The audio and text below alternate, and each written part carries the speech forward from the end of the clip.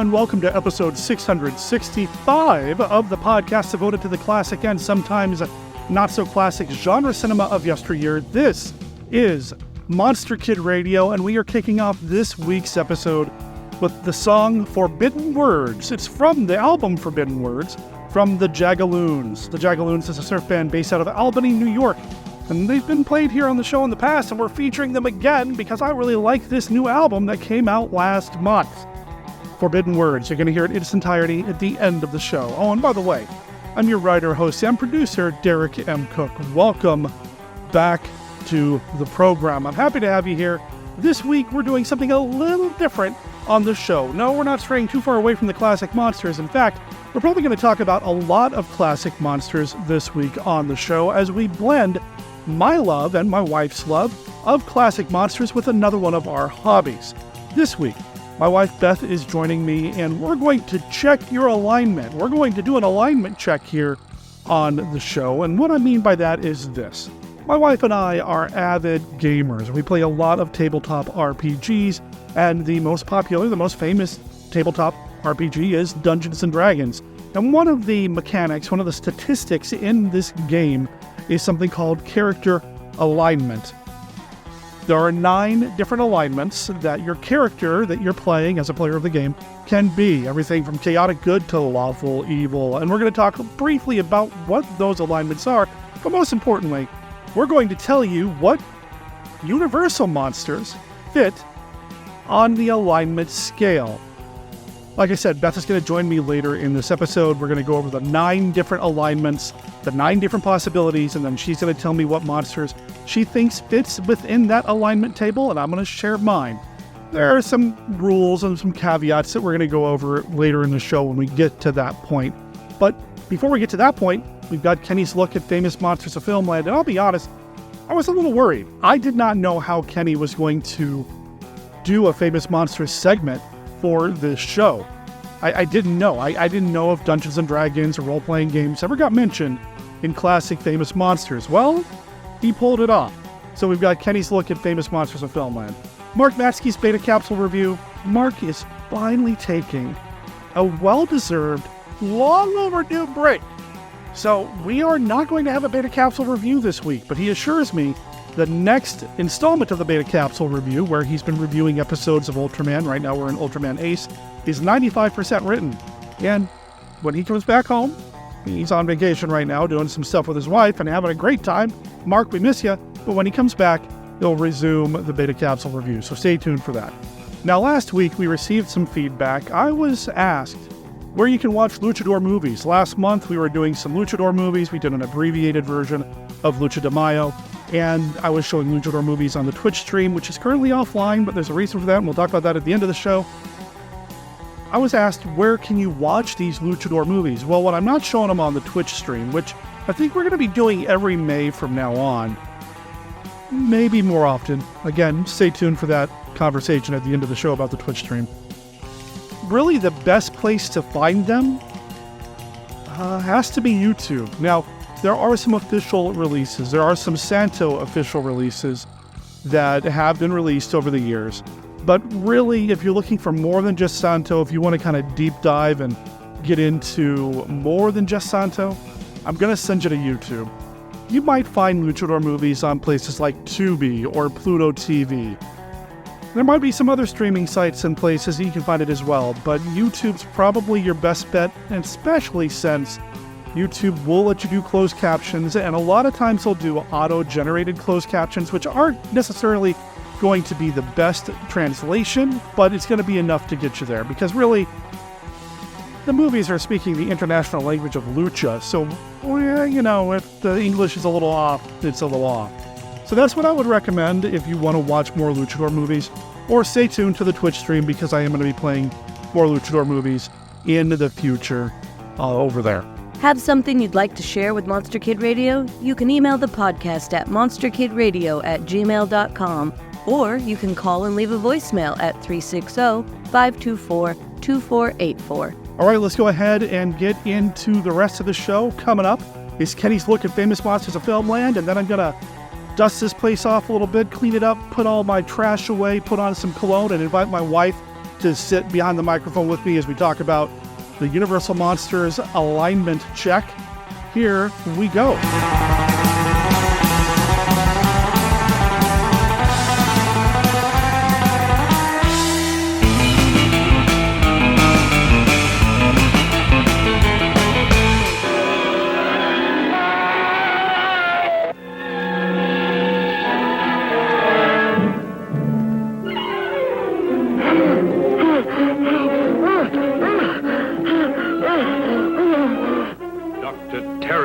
House of Horrors.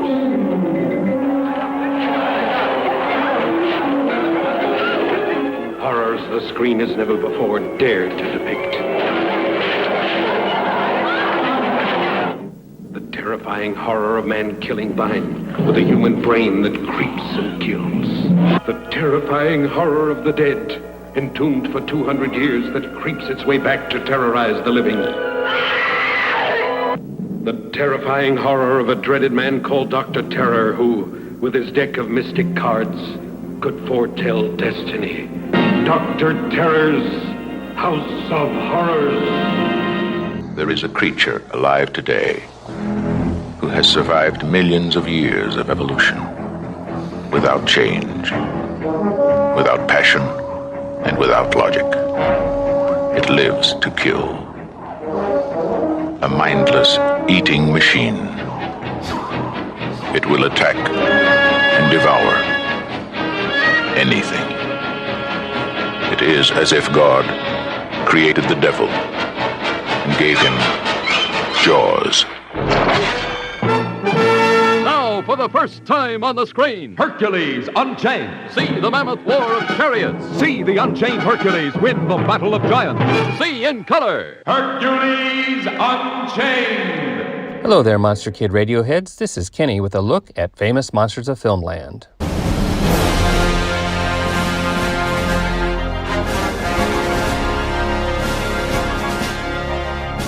Today, Derek and Beth will be talking about Dungeons & Dragons. This famous role-playing game was just starting to catch fire in the early 80s, just as Famous Monsters was coming to an end. There were sword and sorcery movies at the time, and even a dragon movie. Filmland didn't have any direct connection with D&D yet. The powers that be at FM did see the trend coming and knew it would attract FM fans.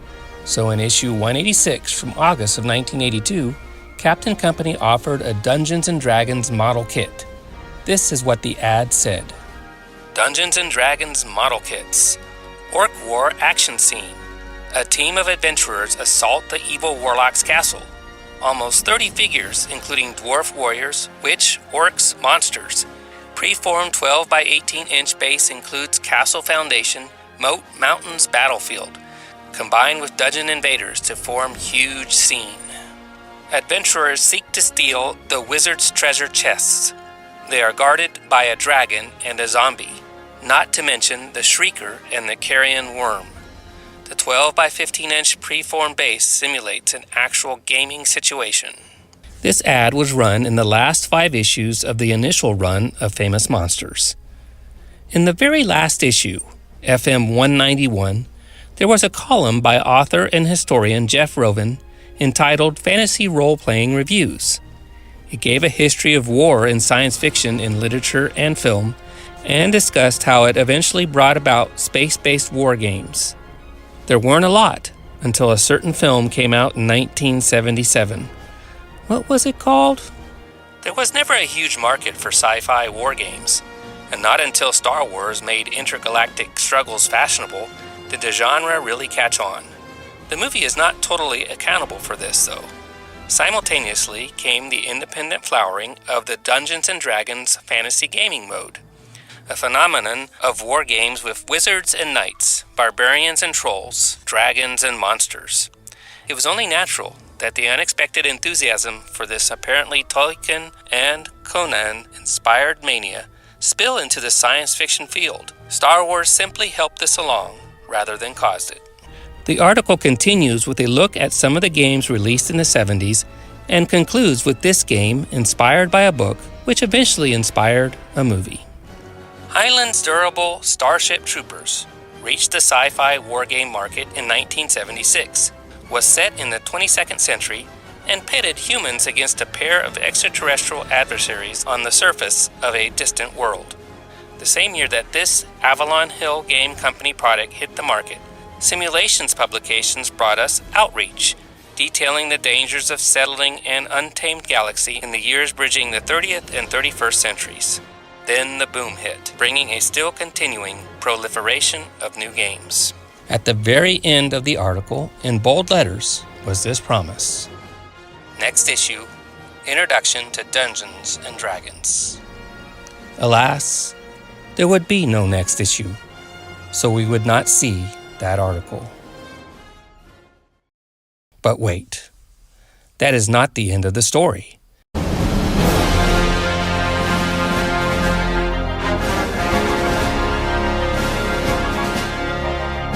In the third run of Famous Monsters, published in the 2010s by Philip Kim, a lot of emphasis was placed on the nostalgia for the old FM. In 2012, FM 192 was published, with articles and pictures that made it look like it came from 1983. Did Mr. Kim complete Mr. Rovin's promise? On page 52 of this special retro issue, we find an article entitled, Here There Be Dragons. 3 pages with 3 photos talking about Dungeons and Dragons.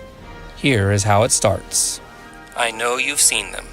Groups of adolescents, teens, and college students, sitting huddled around tables at libraries, occupying the corner booth at the food court, consuming their orange Julius by the bucketful, maybe even gathered together at your local YMCA. They sit for hours, speaking in hushed tones, rolling dice, and keeping impeccable records with a pencil and paper.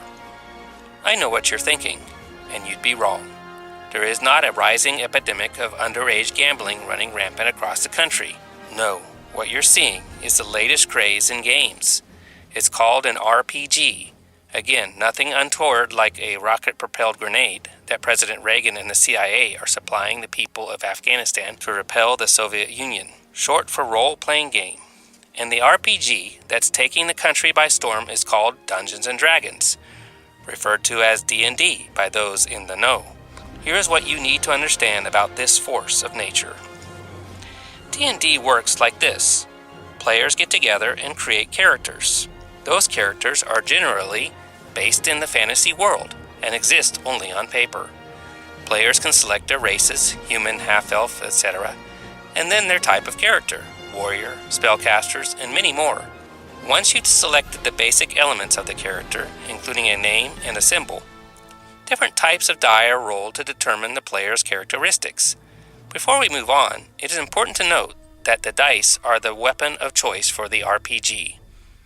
While a character's traits play an important part in the process, it is the roll of the die that will ultimately determine victory or defeat in combat.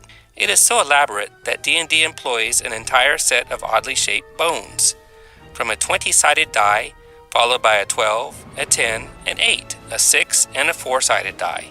Each die will play a different role depending on the situation, but it is these dice that are rolled to determine the character's traits like strength, intelligence, charisma, and dexterity. Different races and classes of characters are given special abilities. It is a complex piece of craftsmanship that really becomes like second nature once tried a few times. But before we get into the game itself, let's talk about how it all started.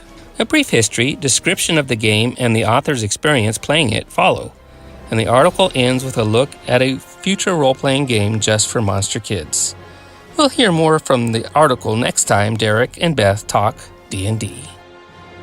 That is all for this week's look at Famous Monsters of Filmland. We will have more next time. For MKR, this is Kenny saying adios.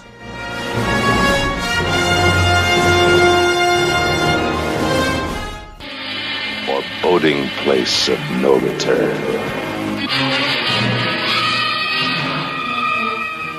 Hercules in the haunted world.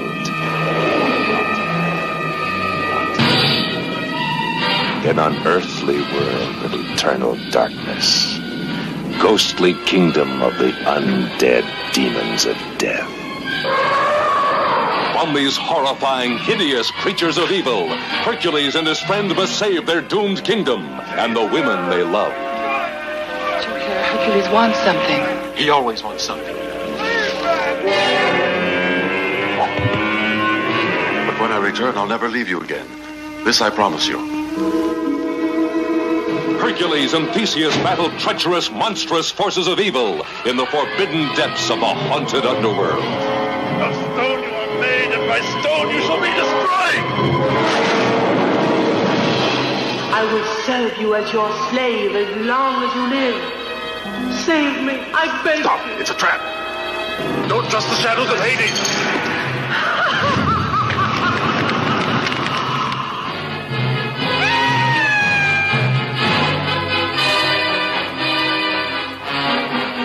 Nefarious, fiendish Lyco, mastermind of terror, must be destroyed. Reg Park as the heroic Hercules in the haunted world. Slowly, relentlessly, destiny ticks off the terrifying minutes of anguish that freeze the blood. The castle of the living dead. In an atmosphere of horror, the story of a man who violates the forbidden frontiers of science to arrive at a frightful but lucid madness and atrocious inhuman crime. Starring the unforgettable creator of Dracula, Christopher Lee, in a new triumphant performance, breathtaking as never before, sadistic and pitiless, subtle and monstrous.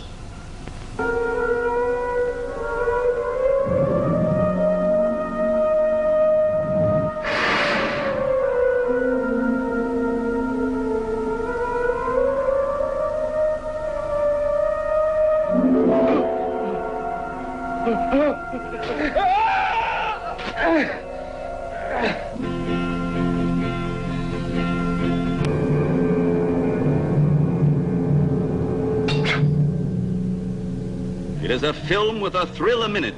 It will hold you spellbound with its unexpected, shocking surprises, in which tragic reality and unearthly fantasy blend in an atmosphere of horror and suspense.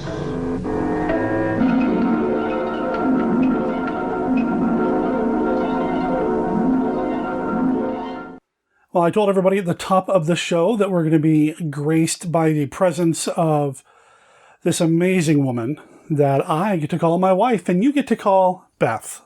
Hi, everyone. Nice to be here again.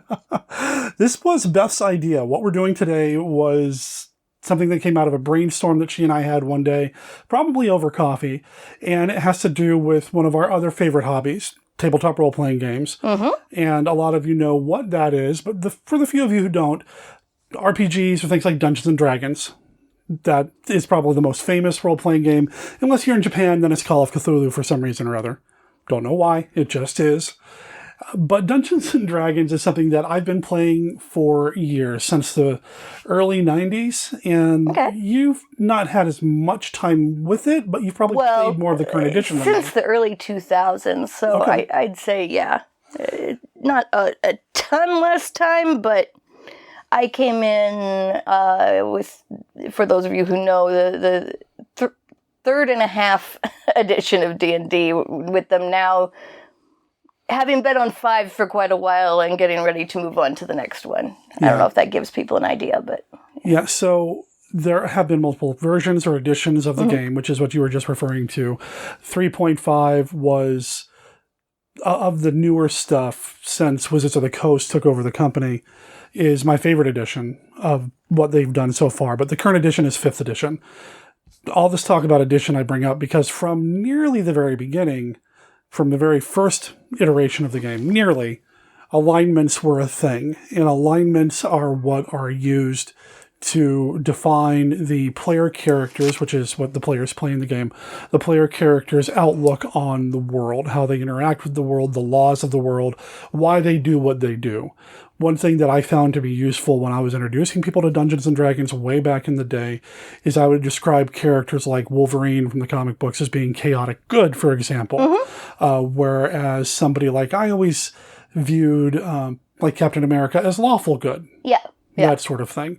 Now, obviously, that's comic books. We're talking D&D, which is primarily a fantasy setting, but we're going to move that over to talk about where the alignments impact and which monsters fill those alignment slots. There's a total of 9 alignments. There's a total of 9 alignments ranging from chaotic evil to lawful good. And we'll talk about the 9 different alignments here in a second. And I want to tell you what monsters we're going to use, because there are certain pantheons, I suppose you could say, of monsters when it comes to the Monster Kid material. Sure, and just to make this, even feasible to discuss in terms of apples to apples and oranges to oranges, we had to put some limitations. So keep in mind when you're listening to us and thinking, oh, I would have used such and such monster, that may have been outside the range that we were looking at. So you may be completely right that in your era, your monster is the best one for that fit, but we're talking about a very small data set, if you will. Right, which is, I think, the only way we could have done this, like you said. So we are looking at the universal monsters. We're looking at the classic, there's a reason why whenever you talk about classic monster movies, you think Dracula, Frankenstein, and the like. They're the core. Everything else comes from them. Might not have been the first, there were the silent films before that, but they're the core. They're the big guns, the big dogs, the big players when it comes to classic monsters. There are 9 different alignment possibilities when it comes to playing a Dungeons & Dragons role-playing game. 3 on the lawful side of things, 3 neutral, and 3 chaotic. Then you've got... so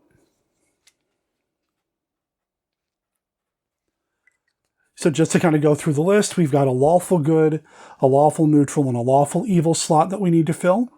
A neutral good, a true neutral, and a neutral evil slot that we need to fill, and a chaotic good, a chaotic neutral, and a chaotic evil slot that we need to fill. And as we go through them, we'll briefly tell you what these mean in terms of the game so that we can start thinking about which monster from the Universal collection needs to be plugged in there. Does that make sense? You think we have enough to move forward? Oh, yeah, I think we do. I do know that we put one little bonus in there because for me, I have a hard time labeling all of the Universal monsters as monsters. For me, a monster is a character that does something monstrous and beyond the limits of humanity. So I actually think that sometimes some of the less monster characters in monster movies can be the monster themselves to a degree. So we gave ourselves one freebie of any character that we feel was monstrous in some way from any of the movies that would qualify. You said that, and I remember you said that when we decided to do this, but now I'm starting to wonder because I really struggled with some of these, but we'll get there. Okay, if you rethink of one on the fly and change it, I won't know. I don't know your answers, and you don't know mine going into this. That's right. So our reactions are true. Yeah. So, and there might be some overlap. Oh, yeah, I think so. And I understand that we're coming at this from 2 different places. I'll actually be really surprised if we full-on match anywhere. Yeah. Yeah, and, with my background, having spent a lot more time with these movies and knowing a little bit more about some of the smaller portions of, say, like the Invisible Man saga, that sort of thing, versus, the big guns, the big guys like Dracula and Frankenstein and all that. So, yeah, I'm excited to see where this goes. And when we were talking about how we're going to do this, we're going to start with the evil axis. Well, I think that, most people would think, oh, monster's evil, so that seems a pretty logical place to start. Right, exactly. So we're going to start with evil, and we're going to start with lawful evil. And I think the best way to describe this in terms of gameplay is that, if you are a lawful evil character, you do have certain rules and structures within you exist and you work, but it's all very evil. It's very self-centered. It's very, about me, making the system work for me, working the system, that sort of thing. And, that's Dracula. That's just Dracula. That's exactly who I had too, was Dracula. And not only that he has to obey the laws, and he tends to obey, at least on the surface, the laws of the human world, but he has his own laws in the vampire world that are a lot more finite. Like, he has to obey them, things like daylight, Exactly. And so he really has to be lawful for me in a way. He can't be truly chaotic because his movements and actions are governed by a system of rules or a physics of his world, if you will, that is just inescapable for him. Yeah. And evil, come on. He's like the father of evil. There's a reason why whenever you see a monster movie mashup or a monster rally, Dracula's the guy in charge. Yeah. He just is. He's Dracula. He's, and he was the first universal monster. If you don't look at the silent films, he's the guy. He's the man. Mm-hmm. He's the count. Oh, well, that one was kind of fun. I didn't think we would necessarily match up there, so that's kind of fun. I think we're off to a good start. We are off to a good start. So the next evil option would be neutral evil, which, again, kind of self-centered, very selfish, but less regard given, to the rules and how things work and that sort of thing. The laws of the land, the laws of reality. In terms of, to go back to the Dracula thing, it's not like they necessarily are bound by, well, you can't get a stake in the heart, you're going to die, although that would kill anybody, not just a vampire. Anyway. Right, yeah. So, for neutral evil, for me, I went with the original Mummy. Oh my gosh, so did I. Really? So that's really funny. For me, I just felt there's just no doubt the dude is evil, and frankly, that's considering not just who he is as the mummy, but to even become a mummy of that stature, you can't have been the best person in life, to be honest. No. You went in with evil intents, you came out of the grave with evil intents, and he's much more able, though, I feel like, to act on what he wants to do rather than having as many rules and laws binding him to certain actions. But he doesn't always choose the most chaotic things, so I wouldn't put him in chaotic either. Exactly. Imhotep, has his mummy motivations when he comes out of the ground, or when he comes out of the coffin, or sarcophagus, I guess, since it's Egyptian. But when he is out and about, moving around, and man, Karloff is just so amazing in that role anyway, but he's out and about moving around, and he's kind of acting on the fly, and it's not like I have a law that I'm going to follow. It's, hey, look at this pretty girl. She reminds me of so-and-so. That's what I'm going to do now, is get her instead of whatever. And yeah, he can definitely have squirrel moments. Yeah. But it's not all that. He can still get back on track and move towards his evil goals. And so that's really why I put him neutral there. Yeah, so. Okay, all right. So 2 out of 2 so far for us. One of the other things that I tended to notice about my fully evil characters versus when we get to the next step up, the characters that are neutral between good and evil, my fully evil characters, I've noticed, and even ones that weren't top of the list for those categories, tend to have henchmen. They tend to have other people who help in some ways with their goals and moving things along. Okay. I mean, a mummy doesn't get across the ocean by himself. Neither does Dracula, for that matter. Okay. And I think it's this idea that not only am I evil, but my wants and needs are so important that it's fine if I corrupt other people in the process of doing it. Right. Versus when we get to some other characters in the neutral section later on, you're going to see that they're, for me at least, they're people that like might make exceptions on their own. Yeah. But they're not necessarily dragging others into what they're doing. Okay. So that was a key difference for me between neutral and fully evil. Okay. Yeah, and that makes sense, and that tracks for me too.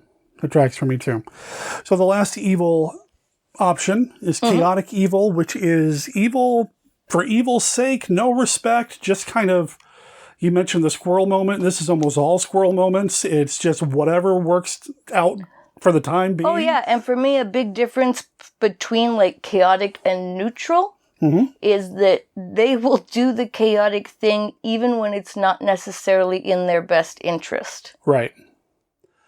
Yeah, there's a reason that as somebody who runs D&D games, as the dungeon master or a game master, I always worry when somebody wants to play a chaotic whatever character because it's sometimes difficult to have them be a team player. Well, like on one hand, either they're not really wanting to play chaotic, they're wanting to play neutral and sometimes be chaotic, which would actually be preferable, but they don't realize that that's what neutral is. Or, good Lord, if they really do want to be chaotic in every moment, they're just almost ungovernable at the table. And I guess that kind of, for me, fills in. And the character I've picked, I think, fits that. And it's probably the one universal monster that I may have had more info on or more background knowledge of than you coming into Really? Okay.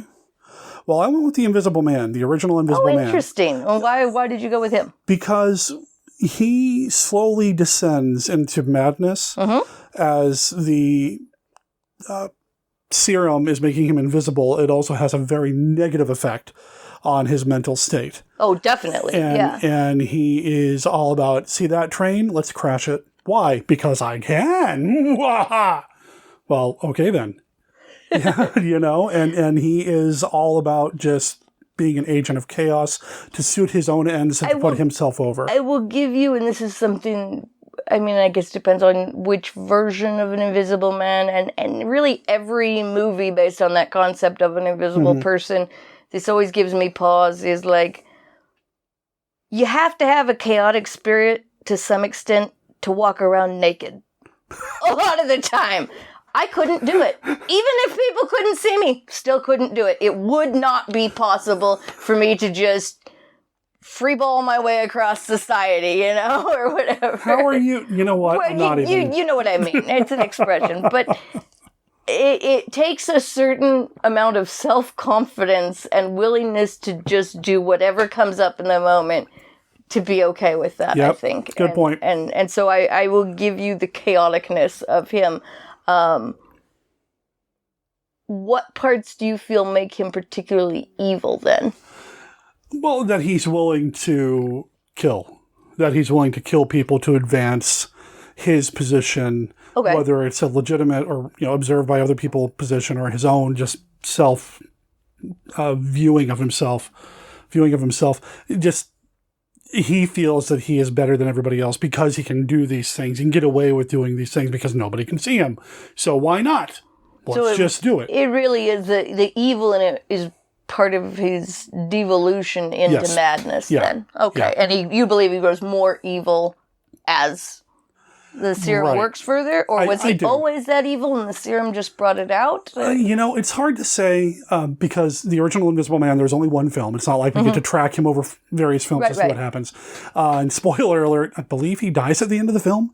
So, it's not like we get to see him get better. And I also want to be very careful to say, I don't feel that somebody with a mental health issue equals evil. But the way this is portrayed in the film and the way we see it portrayed in other Invisible Man movies, whether it's The Hollow Man with the Kevin Bacon, have you seen that one? Pretty freaked me out. He goes pretty bad. The Invisible Man revisiting the Blumhouse did a few years ago, the person that's invisible in that is bad and does some terrible, terrible, intentionally bad things.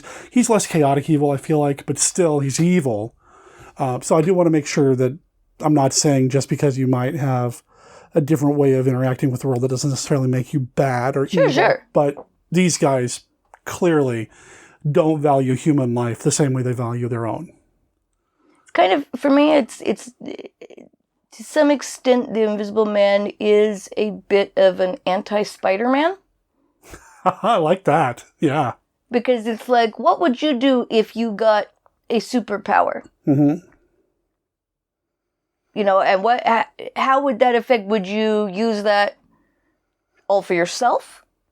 Would you use it to right the wrongs you see in the world? Would you use it to add to those wrongs? You know, would it be about getting away with things, or would it be about helping people without them knowing it? Or, you know, even if you were technically breaking the law but helping people, you know, that's a whole different thing than going full evil with your powers. So I think it's an interesting study. And, you know, do the powers make you evil, or was the evil always there and the powers just allowed you to bring them out without repercussions?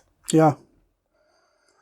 Well, what did you put down for chaotic evil? So I put down the Phantom of the Opera. Ooh. Because he's constantly coming up with a number of crazy tricks he has. There are some interpretations of that story that really play up the trap-making part of Eric. Everywhere. Yeah. And I don't think you can't really argue the evil, because older man uses young girl for semi-sexual fantasy-related memes, whether it doesn't have to devolve into raunchy sex in order to actually hint that that's where we're going. And then there's also, you know, he's definitely got henchmen. He's got people at the theater who know what he's up to, and he's done it before. And that's, you know, part of their whole shame and everything. So that, to me, he's done it before, but he keeps doubling down on the evil. That makes me put him as firmly evil versus new. And yeah, you know, is he a guy with a deformity? Yeah, but he's not evil because he has a deformity. Lots of people, I'm sure, in Paris at the time had deformities. He's evil because what he chooses to do. You know, he still hides away from society and manages to do evil. That's pretty remarkable all on its own. But yeah, the creativity. And the fact that he will do the evil thing and the chaotic thing even when it goes against his interests, his rages and the wild things he does, even when it would be better to not do those things and keep people calmly under his control. He can't help himself. So that, for me, put him firmly in chaotic as well as firmly in evil down in that corner. Do you consider the Phantom part of the Universal canon? Yeah. For this? Okay. Yeah. I would too, technically. Even though I said a second ago, Dracula's the one that started it all. There were some silent films. Well, Phantom, he has a movie, and Hunchback, Universal considers him, so... Yeah, Universal does, depending on what box set they're putting out. Sure. Sure.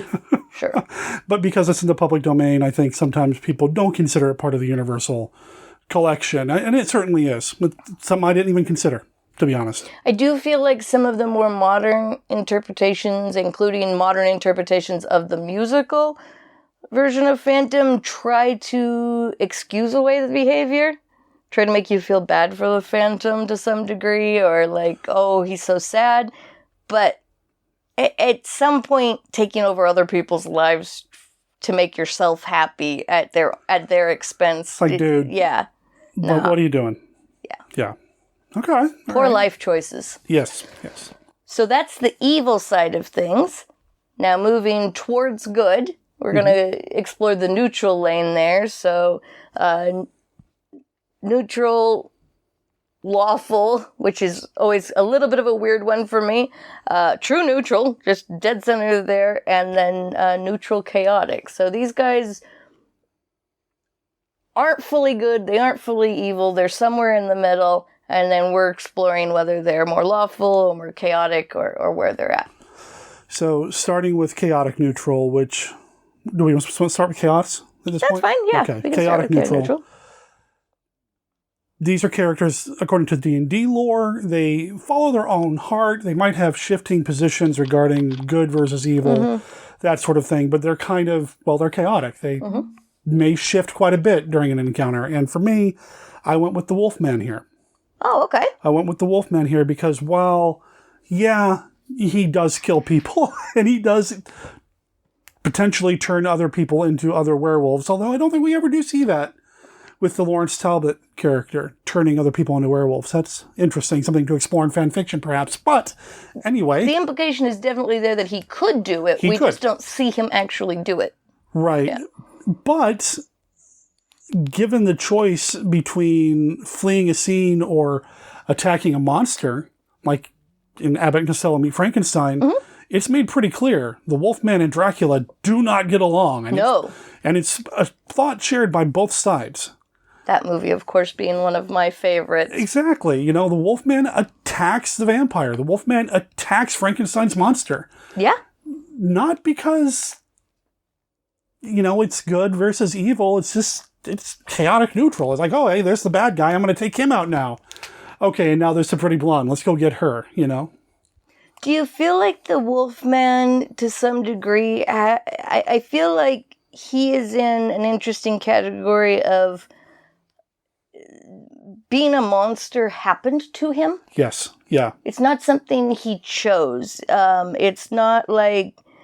yes, the Phantom was disfigured, but he chose to be shut in and... Yes. And lurky and all of that stuff. Yeah. The Mummy chose to be buried the way he was with the possibilities of... They believed in all that and coming back, and the ancient Egyptians. So you have to acknowledge that, Imhotep's story was, he got doing something that he shouldn't have been doing and got buried the way that he did. But he made the choices leading up to that, and he knew what could possibly happen. And I guess my point was their society believed how important that burial was and that it'd be done right and what could happen that way.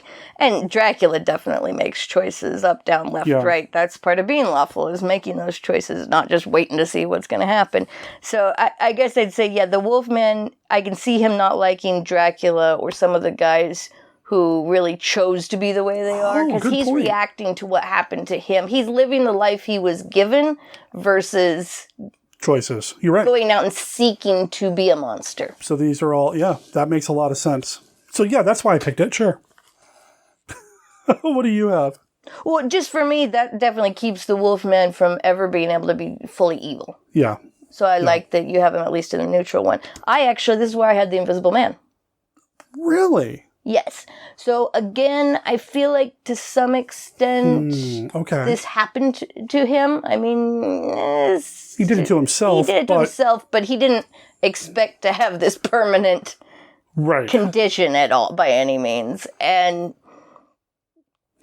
I just feel like his madness for me is actually what keeps him from being able to be fully evil, truly evil. Okay. Because for me, there is some level of he doesn't know what he's doing. Okay. And I feel like evil is a choice.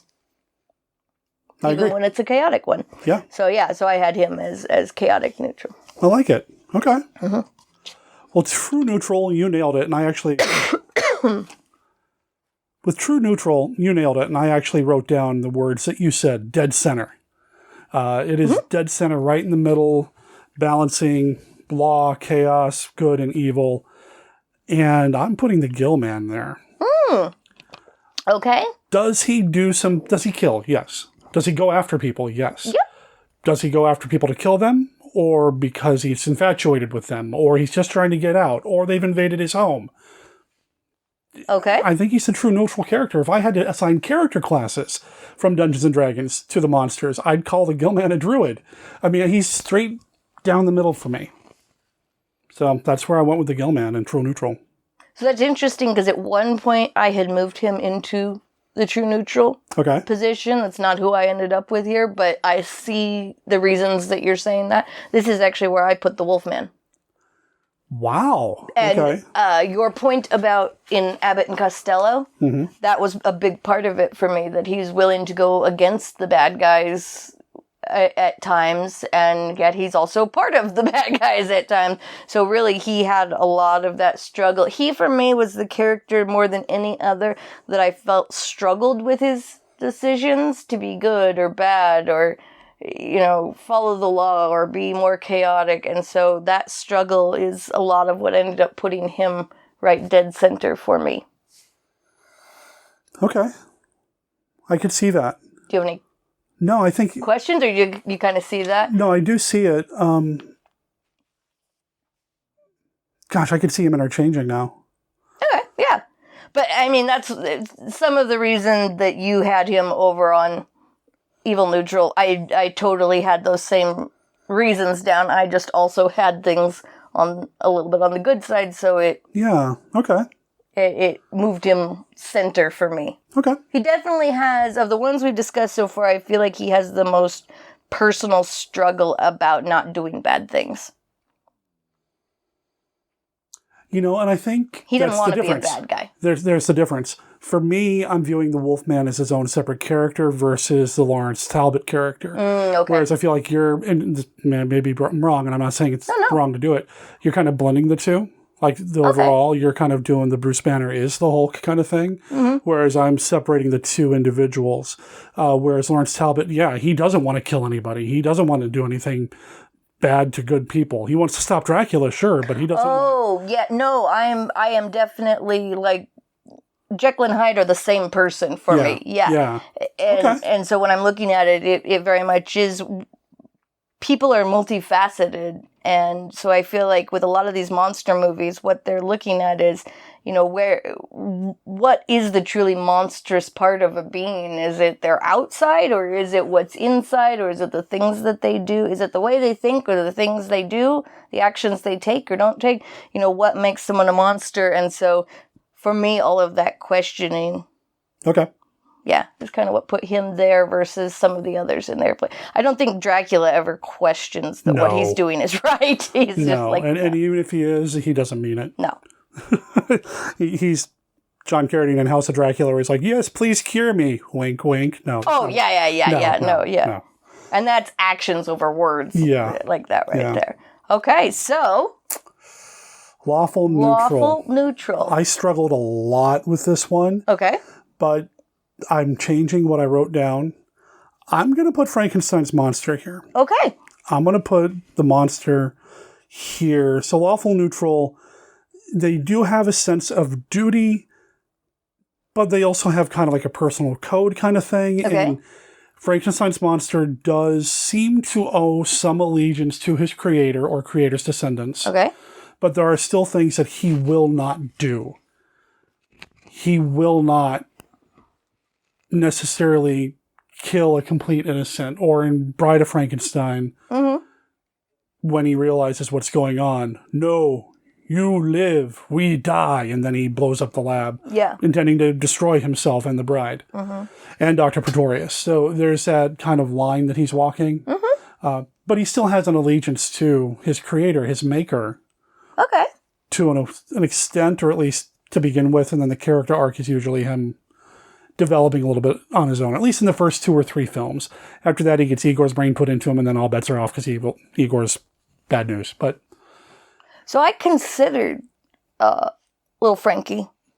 Little Frankie. Aw. Well, that's what I jokingly call your Monster Kid Radio monsters. The little Frankenstein guy, I call him Little Frankie because he's too sweet and cute to be a monster. Come on, you know. Okay. But. I considered putting him there. The one issue I had with that is I feel like he does break the laws some of the times.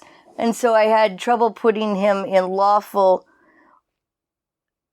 because you're correct that there's definitely an allegiance to the creator there. And he does go back and forth on some things. I actually had a hard time thinking of him as always obeying the law because he certainly does destroy like property and things like that at times. But what ultimately made me not put him here is that I ended up liking, when I thought through who I put here, I ended up liking that better. So he was on my list of possibilities for that spot, I will say. So I will give you all of that. This is actually where I put the creature from the Black Lagoon. Really? So I don't think there's any doubt that the creature in some way does some things that are good and okay, and ways does bad things. Sure. To me, the law that the creature is following, if you will, he can't have any knowledge of the human world and human laws. It's made pretty clear that, like, the guys that went missing, which is the whole reason we're going out to this spot in the first place, that was probably the first humans he'd seen or interacted with. Yeah. Or at the very least, he's not had enough he doesn't speak our languages. He doesn't have any idea of our society. Even in the second and third movies, he's very surprised. Like, when they bring him back, he's very surprised by all the things that go on in the human world. And so I feel like his law is more the law of nature, and that he's trying to preserve nature, preserve his home, preserve the status quo, preserve the fellow creatures living around him, the animals and fish and all of those, and that he does recognize these people in their boats chugging big black smoke. I love the Rita, but she do be a polluter. Well, there's that shot in the first film where Julie Adams does the one awful thing where she flicks her cigarette butt into the water. Oh, yeah, exactly. They're doing all this environmental damage and also just kind of... That's the only bad thing Julie Adams has ever done in her entire life. I understand. Yeah. And I'm sure it was scripted and someone told her to do it. Yeah, I'm sure. Not that I was just following orders is ever a good defense, but, yeah, you know. Yeah, she's there's no way that angel would have.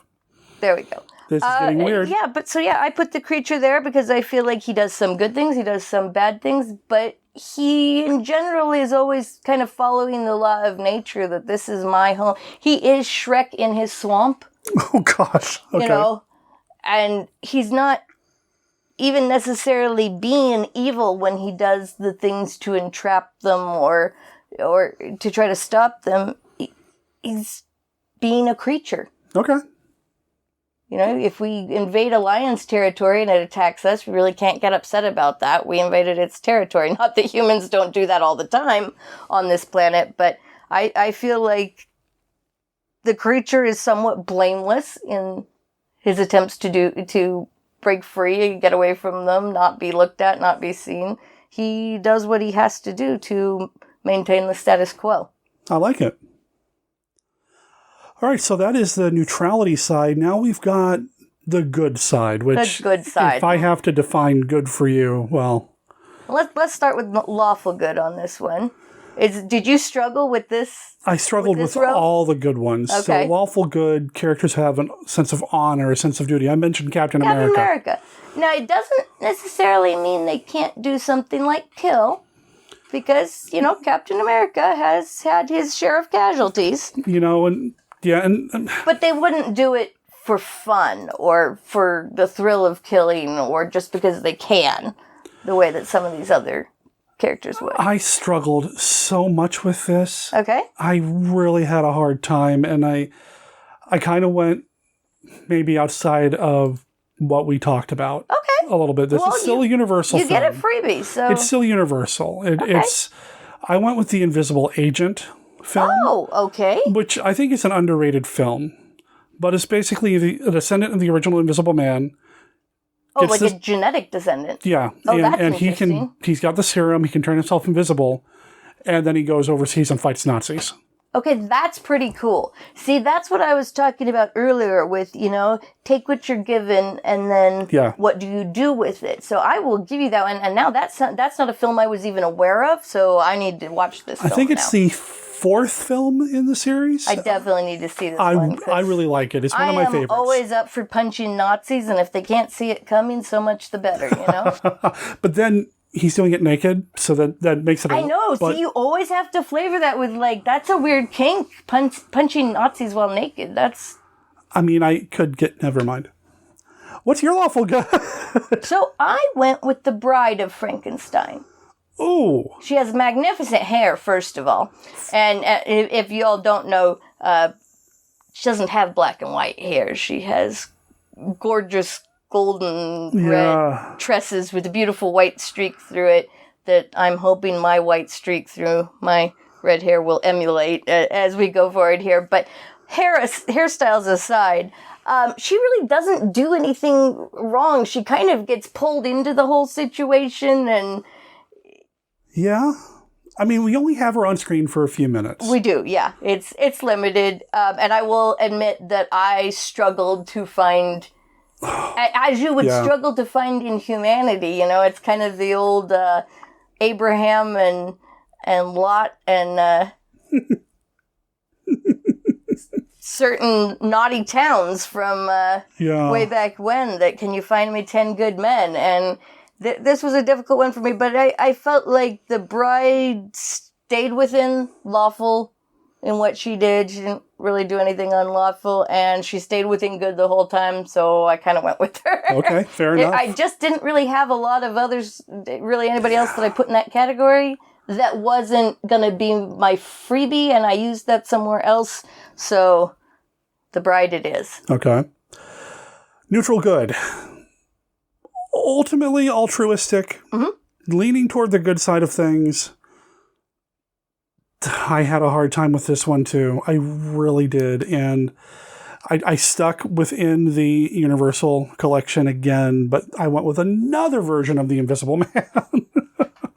Okay. I went with the Invisible Man from Abbott and Costello Meet the Invisible Man. Oh, okay. Who is, I don't think he's not a descendant, but he does get the serum. Mm-hmm. He's a boxer, which is kind of cool because there's a really neat scene in that film where Costello is boxing, and he was an amateur boxer, and he's, but he has to pretend like he's not really boxing because the Invisible Man's hitting people, whatever, and making him look like it's good, and it's a good film. I really enjoy the movie a lot. I'm going to go with that version of the Invisible Man. Tommy Nelson is his name, and that's a stretch. I even tried to think of somebody outside of the Universal canon as my freebie or wild card, and I couldn't think of anybody. Neutral good, and that one's tough. That's what I normally play in the game. So you'd think I'd find somebody a little easier than this, but this one's hard. This one is so hard. So for me, I put Frankenstein's monster here. Really? Because I feel like that for all his different parts that he's made up of and everything that goes on, I feel like he actually is good. First of all, fighting back against a mob trying to lynch you is not being bad. It wasn't his fault. It wasn't his fault at all there, so I don't have a problem there.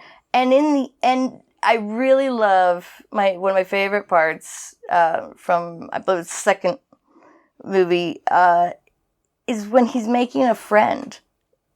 His time with the old man in the cottage and learning what friend is and learning what love is and showing that he has so much more humanity in him than the good doctor. I'm putting up air quotes because I don't think there was much of anything good about that doctor, but the good doctor decided to include in him. I feel like he is, in the end, a good person. He just has not been given the tools to know how to live that way. And so some of his choices do end up being chaotic. Like he doesn't know his own strengths. So he'll go to open a door or something and you get ripped hinges syndrome or whatever. Okay. And in the end, the only way that he can find to tackle the evilness of what the doctor's done is to have that explosion and he takes her with him because he's like, look, I got to take all the evil with me. And so for me, that's what put him there versus over in lawful neutral. He's willing to disobey the law in order to get the less evil outcome. Okay. I see your argument. I see that makes sense. Huh. I also struggled with having him in a true neutral position, so it was a little. There was definitely some back and forth there on where to put him and where he fits in, and he does make one of, I think, the largest transformations over the course of his films, and I think we see him come into himself, so that makes sense that he'd be hard to place. Okay. Like, Dracula doesn't really grow as a person. No. pretty much is who he is, and everybody else around him, may grow, but he doesn't. He is what he Frank is. Frank grows. He does. Little Frank grows. All right. Well, we are down to it. The very last category, chaotic good. Which, again, a character that does whatever's necessary for the greater good. Okay. Very kind of Wolverine-like. Yeah. That type of character, maybe not quite Batman, but still. Chaotic good. I really struggled with this one, too. Mm-hmm. And originally, I was going to go to a more obscure Universal monster, and not really a monster, but go with the Invisible Woman, where she is basically an imp character throughout the whole thing and turns invisible and plays pranks on her old boss and that sort of thing. Okay. But I'm sitting here and I'm looking around the room and I'm looking at these monsters and I'm trying to come up with something that makes more sense. And I haven't played a wild card yet. Okay. I'm going to play my wild card. I will let you know this is also my wild card. Okay. Non-universal monster. Okay. In any way, shape, or form. Is it universal? Okay. But from about the third or fourth film on, before the Heisei era, Godzilla. Oh, okay. Where Godzilla is the protector of humanity against other monsters. And I just give you the chaotic because we destroyed be Tokyo. Stomping all over everything. We destroyed Tokyo again. Oh well, but at least we beat up King Ghidorah this time. Squirrel, and there goes a whole apartment block with my tail. Yeah, exactly. So there's a lot of damage that the being does. Now the original Godzilla, no. And even like the second or third Godzilla films, probably not. But at some point, he becomes a friend to all children and a defender of the world. Well, friend of all children is more Gamera than Godzilla, but it's still defender of humanity. Yeah. And so I'm going to go with Godzilla for chaotic good. Oh, I love that. Yeah. And he even began in the era we're talking about, so I think he fits in with that whole era of looking for the monstrosity within ourselves and everything. And what gave me the idea is this art print that I have of various kaiju in luchador masks staring at me. And Godzilla wearing a luchador mask and a pink tank top and cape made me think that's chaotic good. I like it. Sort of the daddy ass of the... There we go. As we bring in our pro wrestling fandom now all of a sudden. Anyway, go ahead. So I stayed within the Universal movies and even within our Universal Monster movies. I just went for a character that was outside. Okay. This character basically torments two of the other characters that they're along with. Interacts with their monster, teases everybody. They're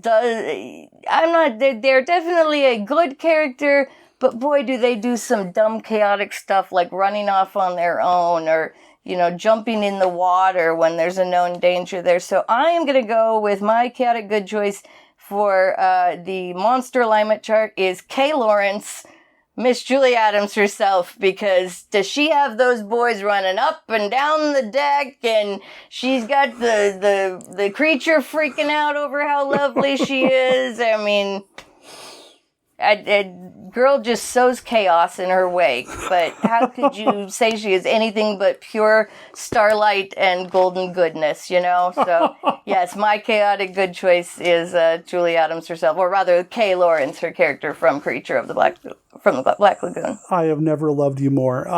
That's awesome. That is really good. I like that a lot. That works out really well. Well, if you folks agree with us, disagree with us, have some more monsters that you think should be added to the list, or have a different reason why you agree with us, but for a different reason than we gave here, go ahead and drop us a line, send us an email, send us a voicemail. We'd love to hear it all, and maybe you'll get played on the next installment. You did hear the bumper earlier in this episode where Beth was giving the contact information. You're going to hear it again at the end of the show, but I'll tell you now. Email address is monsterkidradio@gmail.com, or you can call us and leave us a voicemail at 360-524-2484.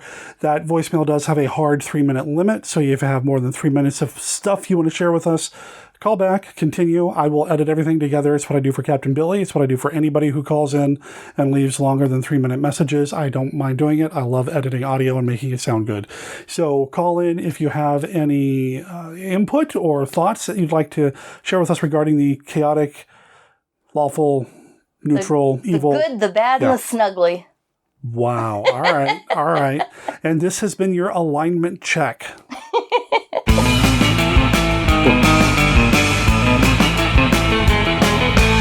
That was a lot of fun. Thank you so much for being here. Big thanks to my wife, Beth, who you're going to hear next week. We'll get to that in a sec. Here on the show. I love having her on the show, and y'all seem to like having her around too. So, yeah, expect more Beth in the future. A big thanks to Beth for doing that. And thanks to Kenny for being part of the show with this segment this week. We missed you, Mark, but, thanks for all your hard work over the past several years here on the show as well. And if you're interested in becoming a contributor here on the show, if you want to do segments on Monster Kid Radio, drop me a line. Have something you'd like to share with Monster Kid Radio? You can email the podcast at monsterkidradio@gmail.com, or you can call and leave a voicemail at 360-524-2484. Of course, that contact information is available on our website as well over at monsterkidradio.net, where you're going to find the show notes and links to everything else we've talked about here in this episode. So check that out. We even have an Amazon affiliate button. Looks like the Frankenstein's monster. Click on that if you're going to do any shopping at Amazon, because we get a small percentage of every purchase that you make on Amazon. It doesn't cost you anything extra, and it helps out Monster Kid Radio. We'd really appreciate your support that way. We'd also appreciate your support if you check out the links to our Facebook page and group, our X, our Discord, and our Patreon, and our Reddit. Now, our Reddit doesn't get a lot of attention, but we're trying to beef it up and get some conversations going over there. If you're a Redditor, if you do anything on Reddit, maybe look up the Monster Kid Radio Reddit and start some conversations, and, we'll get some chatter happening over there. I don't really do much with Discord either, but I've got some plans for that down the line as well. And speaking of plans in the near future, we are going to kind of change the Monster Kid Movie Club up a little bit. It does make me very happy to share movies with everybody, to have the Twitch stream going. Now, we're doing some things here with our cable company, so I don't know exactly what my streaming capabilities are going to be in the future, but I'll keep you posted on that. The plan is, if we can keep our unlimited streaming, is that we're going to have that Twitch stream running pretty much non-stop. My hope is to have movies every day of the week. You can count on what kind of movies you're going to see, like when we do Film Noir Fridays. And what we'll do is we'll have like a loop of maybe 3 or 4 movies and then some little bits in between. And it'll just be on a repeating loop. Now, I do know that the Twitch chat has been getting hit with a lot of spam bots lately and people trying to sell views and that sort of thing. I'm not quite sure how to fix that. I'm looking into it. That's something that we're going to adjust and hopefully have corrected by the time we launch this new Twitch thing here at the Monster Kid Movie Club and Monster Kid Radio. I'm excited for this to happen.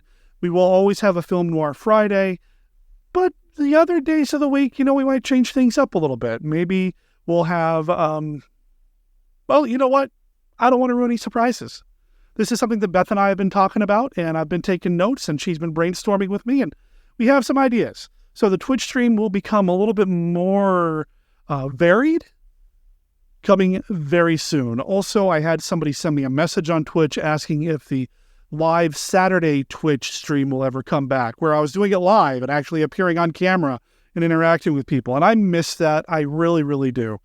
The problem is that right now, because I have to work a day job, because Monster Kid Radio doesn't pay the bills by itself, I work on Saturdays. So unfortunately, I don't anticipate my being able to come back live on Saturdays.